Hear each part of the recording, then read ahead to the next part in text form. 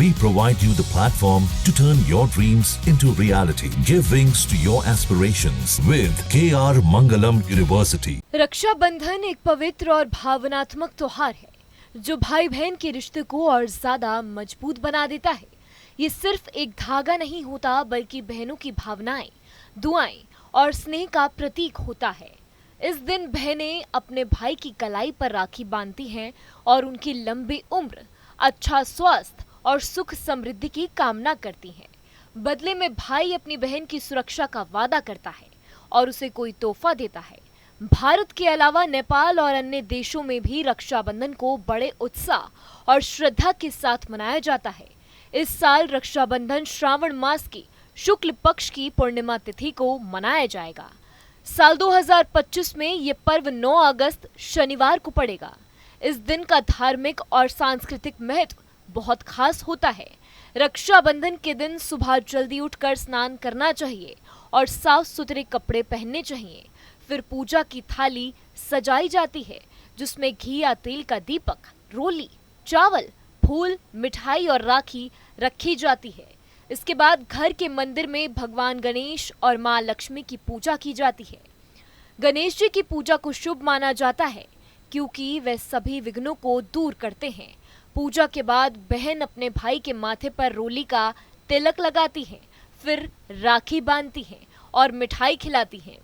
इसके साथ ही भाई की लंबी उम्र और सफलता की कामना करती हैं।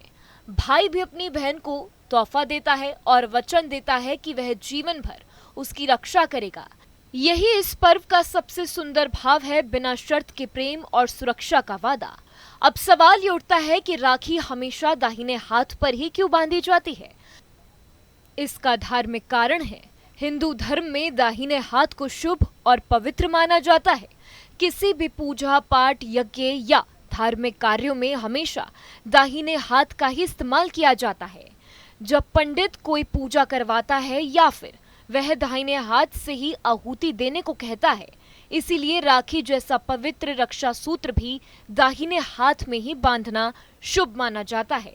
एक और मान्यता है कि दाहिना हाथ कर्म का प्रतीक होता है, यानी जो भी अच्छे और रक्षक कार्य होते हैं वैसी हाथ से किए जाते हैं।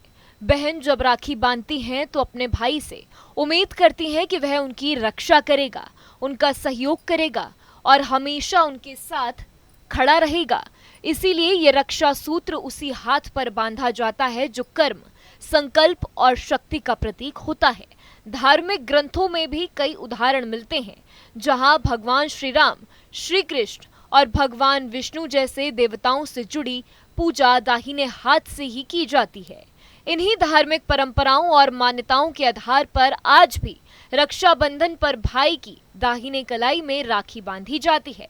रक्षाबंधन सिर्फ एक पर्व नहीं बल्कि रिश्तों की मिठास को बढ़ाने वाला एक खूबसूरत अवसर है जो प्रेम, विश्वास और संस्कारों की डोर में सभी को जोड़ता है।